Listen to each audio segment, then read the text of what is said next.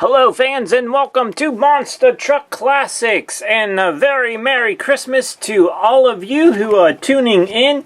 And if you are watching this on another day in the future, Happy New Year as well. Last night we had to make a quick stop on Christmas Eve at Target. This Max D was still there, so I said I'll pick it up because I like Max D. I didn't pick him up before. This one was way back in Mix 2, and I actually got, I'll give you a little snippet here of 2020 trucks that I'm going to be unboxing and putting on my channel. So there's a little preview. Don't want to show you too much, but hopefully I'll be uploading 3 videos here on Christmas Day. Hopefully be able to do that. Right now let's go ahead and unbox Max D, the gold version.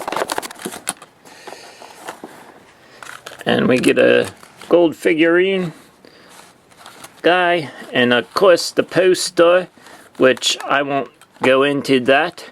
But here is the gold Max D, looking very sharp. Very nice.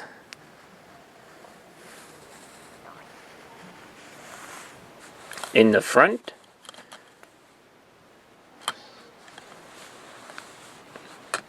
the wheels are kind of a brownish color for the wheels.